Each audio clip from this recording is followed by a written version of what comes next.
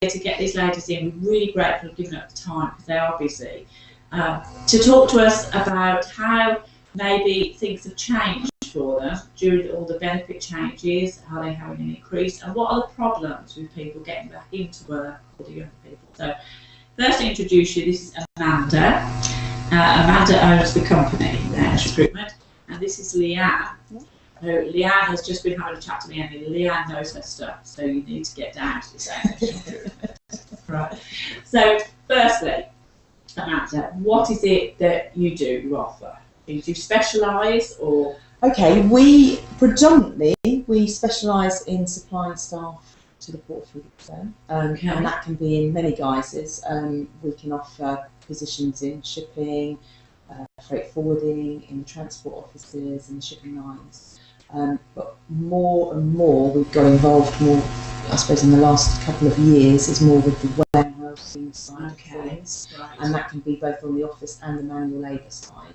So anything from somebody, your warehouse manager, through to your handballer in the containers. So it's, we feel that we've covered every base really, and there's something for everybody if they want to, if they want to be working. If they want to be working. Yeah, if they want to be working. Okay.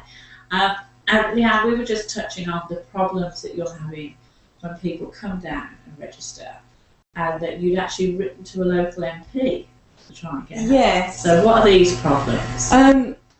I think our major stumbling block is when people are recommended by the job centre. They've been on various courses. They're extremely employable, but unfortunately, due to lack of identification, we are unable to employ them, and they don't have any support or way of gaining those identifications that cost money. Yeah. And that maybe that might be something that people could start looking at, rather than sending them out on all of these courses and investing a lot of time and money, actually making sure that their identification enables them to work legally within this country. Right, so that's an important thing that they need to be looking at before sending them off to you. Yes, the most basic thing. Well, to be fair, to register with any agency, our legal requirement is we have to have either a copy of their birth certificate, or we have to have photo identification, which ideally is their passport, or we accept their photo driving licence or provisional driving licence. Along with the paper licence as well. Okay. So, obviously the latter two cost money to obtain. Yeah. Of course they do, right. And some people can't get hold of birth certificate, it's not that simple. No. Again, it's a cost if you can't find it, you have to pay to get it, don't you? So, that's possibly somewhere where the job centre, that should be their first thing to look at, really, for some people, because, like you say, they can go on a course, but then if they can't provide the ID, it's a waste of money. It's a system that needs to be looked at as well anyway, because obviously you have to prove the registered to work in the UK. Well, we know that these people are UK residents. It's one of those areas that we won't go into too much. Yeah, it is a bit of a sticking point, and it just seems it's a little bit hard and fast, but we have to work with the parameters we're given. And I think it confuses the candidates walking through the door, because they've been able to sign on, almost take out of the pot, but wanting to contribute into the pot, they can't. It's a whole new set of rules. Right. So I think that they can't understand. Actually, isn't it? It is, and they can't understand. How come I've been able to sign on, but I'm not able to work? Right. Yeah. So, I see what you mean. And a lot of I think probably not old, but going back some years. People looked at agencies as if, I'm going to go in there, I'm going to get a week's work, so I'm going to sign off or give up my whatever benefit I'm allowed, and then after a week's work, you're going to say there's no work. Does this still happen, or is this more of a? Because I know there's a probationary period in any job, isn't there? So, the temporary market is not as great as it once was, to be fair, and the work is. There is less. Well, I say there's less work. There's more work probably in the warehousing side, isn't there? But but the unskilled work is quite often. You might get 2 days one week. You might not get anything for the rest of the week. So that's where it makes it difficult for them, and that's when they have to say, well, I don't actually think it's worth my while, because if I lose my benefit, or if I have to sign off, Yes. It's difficult to get signed back on again. Yeah. So, again, that's something that they should maybe look into, so whereby, they can have a little bit of flexibility. So they could perhaps declare the work they've done. Yeah, I think possibly that there may be. They do allow you to declare the work that you've done, but it's almost, from what I believe, it comes across as quite an archaic process. Okay. So, if they go over their hours 1 week, so they have to physically turn down work. If they go over 16 or 21 hours a week, then it becomes an issue. Okay. So when we get work in, we'll know whether it's a day or two, and we'll be honest with the candidates, or we'll know if it's an ongoing position as well. Sometimes you do get temp to perm positions when they're temporary members of staff for say 12 weeks, and then it is on the agreement that they then go permanent within the business. Okay. Obviously subject to their work. Yes. And which is the same as if you take a full-time position. Exactly. Isn't it? It's not set in stone. Yeah. And I think that the fear of people is it's almost all or nothing. They either have full support from the government, or they have no support. Yeah. There's not a middle area as such, and almost a phasing process would make it far more beneficial for people to return back to work. Because it's quite scary, isn't it, if they give up everything. Yeah, I think particularly if they're, if it's not just a case of they're on job seekers allowance, if they're getting sort of other benefits on top of that, it's a lot for them to consider. And they also have to understand that the sustainability of the market at the moment.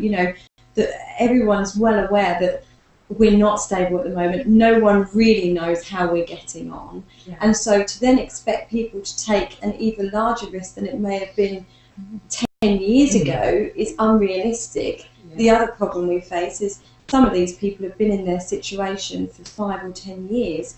So to get them a job anyway is harder than someone who's already currently in a position and got a work history. So they will need to do temporary jobs in order to build up a CV, work history, and get a reference. But we always recommend people to maybe, if they're struggling to get a job, go and register and be a volunteer somewhere, so that at least they can get a reference to say, actually, I've been a reliable person, I turn up on time, and at least I'm attempting to give back to my society in one way or another. Yeah, voluntary work. I know the job centre do encourage that as well. I don't know so many hours voluntary, because we have calls here. It's a voluntary organisation, a charity, and we do have a couple of guys here. We try and get as many as we can in. The guys coming in to do different editing, etc., so that they've got you turning up on time, going on time. Things like that. So, also, we were talking earlier that you do actually temporary work for HGV drivers as well. So they can register with you. Okay. And is it possible for people to come in? Perhaps we've got a guy here, Mr. Jones, that he says, well, my wife works certain days, so I'm only available to work certain days. Yeah, we can work around that. Particularly with some of the contracts that we have. It sometimes suits us nicely if we know that we've got guys that only want to do specific days, because when we get odd days, it's great to be able to offer it to them as opposed to someone else who wants a full week. We can, hopefully we can offer them something somewhere else, or hold out for that one that will be for the full week for them. So a good varied people. People that want just 2, maybe 3 days a week, it's absolutely fine. Right. Okay. And obviously to register with you, they come along. With ID. Yes, they come along with ID and have a probably 5, 10, 15-minute chat with us. Right. Bring their ID in, we take a copy of their ID, obviously have a chat and find out what they want to do. Ideally, they'll come prepared with a CV, which is always good, so we know what they're. But if they can't bring a CV, we're happy to help them. You'll do that as well. Oh gosh,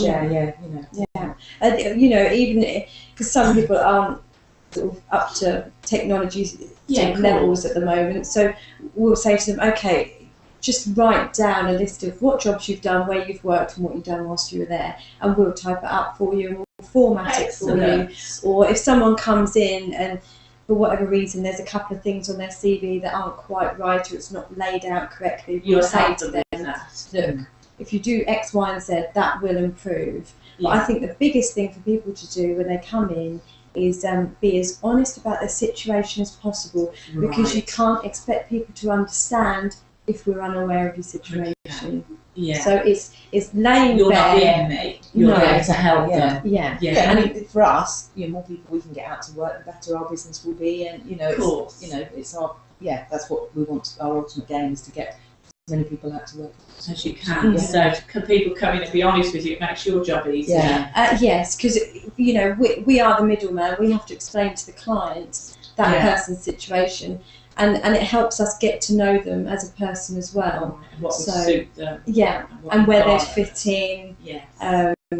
And things like that, and it just enables us to explain. I've had it before, and I've said to a client, "I'm really sorry, they can't take any more shifts this week because of their situation," and then they understand, and they'll have them back the second week. Right. If they just say no and don't explain why, then it leaves a sour taste in people's mouths to think, well, you just don't want want to to. work. Yeah. Whereas there are different situations. I mean, my big bugbear is childcare. Yeah. I assume a lot of people. Oh, Yeah. God, know absolutely, that, yeah. Trying to juggle between. Exactly, and particularly if you get, husband and wife or partners Yeah. together, and one's working part time, again, hopefully we can work around. And we have got people that we work around. We know certain days they can't work because they're on the school run and that sort of stuff.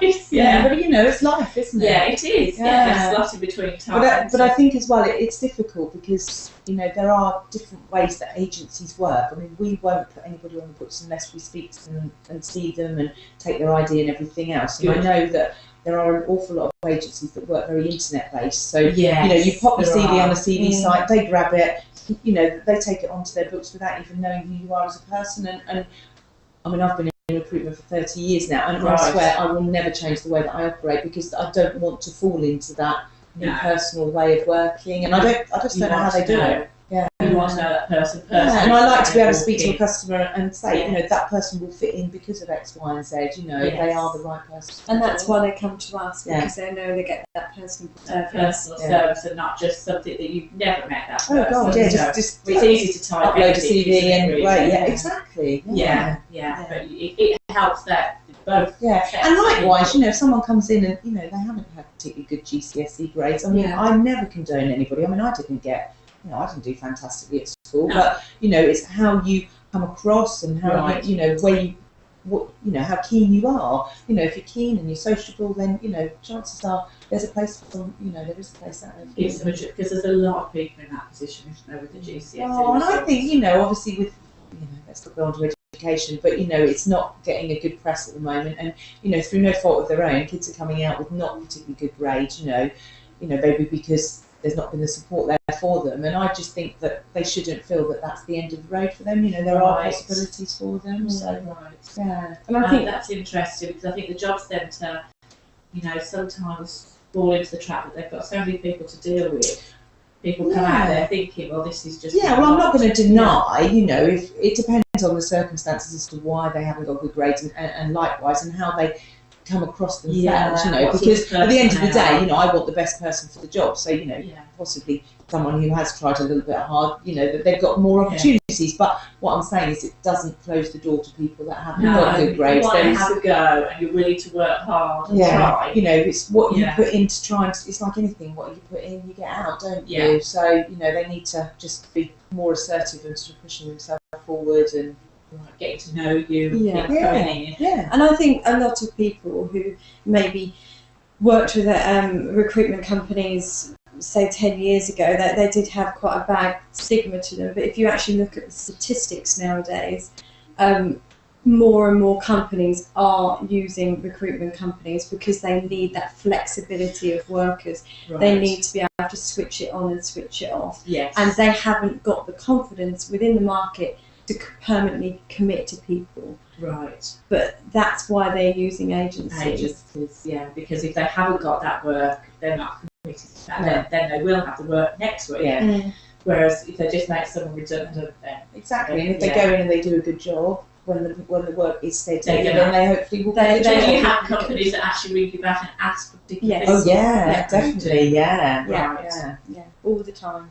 Yeah, so that's good, isn't it? That people get to know them. What do you think? Do you think the system with the working tax credit and child tax credit industry with this?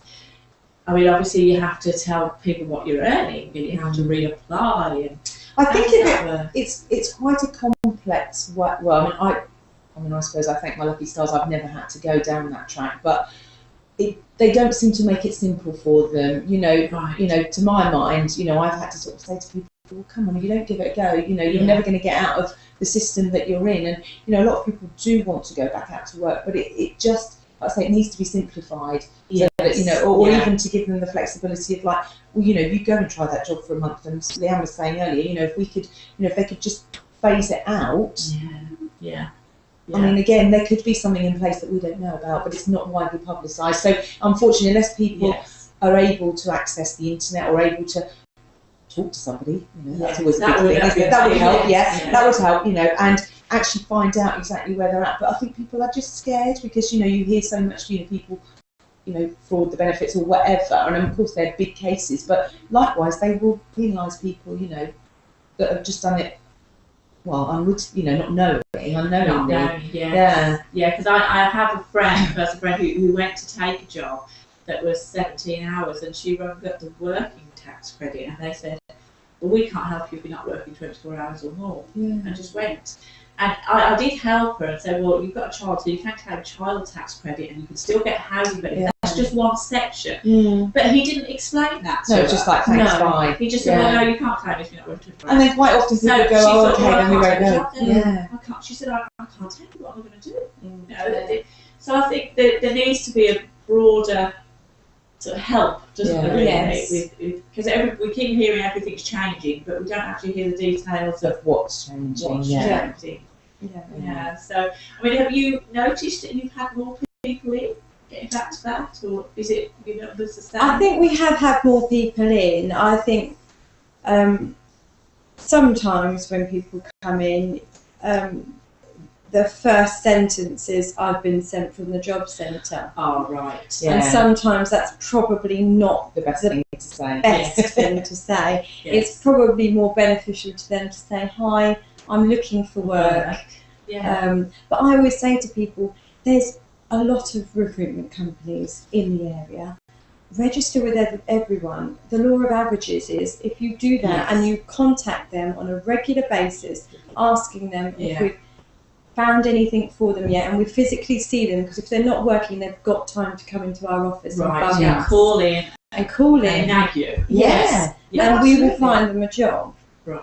But if they don't do that, and they've been registered at the job centre for a long period of time, and they come in, my first question would be, why is it taking you so long to be here? Which is why we're here today, to try and let people know where we are, and that they are more than welcome to come in. Come along, have a chat. You're not going to be sort of grilled. Come in and have an informal chat with you about what you could offer. Which is important. And then, they're at liberty to, not accept it, if we've offered them something. They don't have to take it, But unfortunately, sometimes jobs come into us, and because the nature of, we've got a bank of people on our books, we don't get to advertise it. We don't need to. We've got enough people there already. So if they're waiting to see a job in the paper, on the internet, whatever, it's not going to happen, and some of them just sit in front of a computer every morning and think that that's it, they've done their bit, but it's not. And I think for their own self-esteem, if they could get themselves up and get themselves out, and at least once or twice a week they come and see us, it will pay off. I mean, you're in a prime position there. There's no reason. Anybody that lives in Felixstowe, it's not like it's difficult to get to. No, to call in and have a chat with you. I mean, I think, I don't know if you agree, but there are a certain minority of people out there that only go and apply, like Leanne said.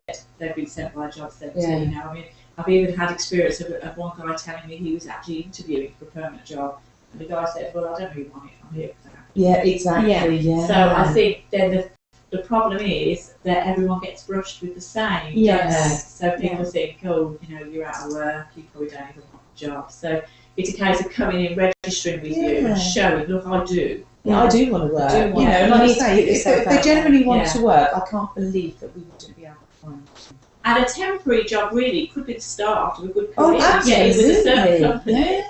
Because like you say, a lot of them are dipping their toe in the water now because, the market has been very static. Things are definitely looking up. We've noticed, particularly this year, it's a lot, okay, we're not back to where we were. I don't suppose we ever will be, but it's definitely showing signs of improvement. There's lots of things happening, down at the docks and things, and it's, I think, it could be good. So we've got a couple of new things coming up. We've got a new website that we're launching where people will be able to log online and set up searches. So if a new job does come in, it will notify them. This job's come up and it fits your criteria and it fits what you're looking for. So they could then ring you up and say, Leanne, I've just seen this. So it enables them to be more part of the business as such.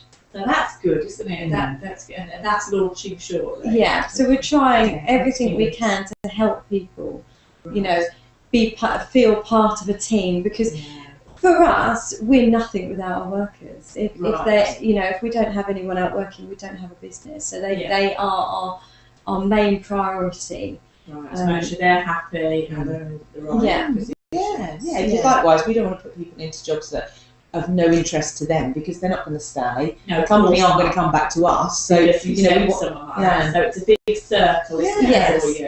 And also with the temporary work, a lot of companies don't require to see a CV. We've got long-standing relationships with the clients, and they trust our judgment. So we're able to put people forward for jobs that perhaps on paper they would be overlooked, but on a temporary basis we can get them in and they can show them what they're capable of, and they can prove themselves, and then they'll be offered the job, and then once they have that one job, it naturally flows from there. You know, and for the actual person themselves, you know, it's the self-esteem. You know, if you're not working, confidence dips, you don't feel great about yourself. You know, the minute someone sort of says, "Oh, you've done a great job," or "You've got work," you know, you've got something to get up for in the morning, and you know, hopefully that you're helping yourself. And and for a lot of young people, I imagine that will help. Ones that haven't got work experience. Oh God, yeah. I mean, you do. You know, for the youngsters coming out of school now, it's tough out there. It is tough. But you know, again, I think if you're keen and you want to work, you will get work. But it's not as easy as walking in and walking out with a new job. No, I think also, you know, the youngsters, they do have a lot of pressure from home, you know, because it used to be, my dad said it to me, you know, I could walk out of one job and walk into the next. I used to be able to do that, and people don't, you know, and so I do feel for them because they do get that, and I say to them, right, okay, well, if you're coming in and you can go home that day and say, well, actually, I've been down to A&S Recruitment, I've registered, I'm going back tomorrow with my identification, I'm going back on Wednesday to look at my CV, and I'm going to go in every single day until they get me a job. It shows those parents, because I'm in that position myself, that they're trying. That, you know, I'm pushing and I'm trying to get a job, and that's what you want, isn't it? Really? Because from Ralph's perspective, that means much more than actually having one. Oh no, that's right. You know, and if they don't come in with that attitude, it's difficult, because you know, we don't want to stick our necks on the line and put someone somewhere if they're not 100% committed. You know, but it's basically, you've got to work together. You know, if they show us the commitment, then we'll try our damnedest and get them work. To get them into work. We have, at times we've had up to 20 people register in one day. You have to appreciate how you're supposed to remember every single person and every single individual circumstances, what they're looking for, what their name is. And the only way we do that is the ones that keep coming back. Because every time they come back, we talk to them more and we get to know them more. So it helps you as well, because you also know that that's just going to suit that person. Because it's much easier to say to someone, "Oh, there's a job going to suit you." If you know that person, you've got to know them. And again, when we're talking to our clients, you know, you can't. How could you possibly sell someone that you didn't know? You know, you could, you know, like I say, if they want to see a CV, you can go, "Well, I've sent you the CV, but maybe on paper they don't look right." But trust me, I've spoken. You know, I know this person now. They've been, you know, the last 3 weeks they've been on our books. We've seen them every day. They're so keen. And you know, because of the relationships we have with our customers, you know, your reputation goes before you, and they take your word. So that's very helpful for people as well, that have stumbling block for interviewing. Because that's an awful pressure, isn't it? So, but I think, you know, and it's just the basics. You know, I mean, you'd be surprised. I've had people go for interviews, you know, in hoodies and. I know. But you forget that you've maybe got to sit down and say, you know, you've got to clean your shoes, and you've got to have a nice white shirt or a nice clean shirt. You know what I mean? It's like go back to basics and help the people. That's what they need, the help, isn't it? Yes. I think they just need someone to actually have confidence in them, and that will give them confidence. They said that, you know, if I do this, I can get somewhere. Because I think it's hard for kids as well, and I've got two at the other end of the scale that are just going into sixth form to do A-levels. And their attitude is, I'm going to do another 2 years work getting A-levels. Actually, no, it's going to be a job. Yeah. So it is both ends of the scale, really. They look at their brothers, well, they think, well, no, they're not working, but I'm doing all this work, and I'm probably not going to be either.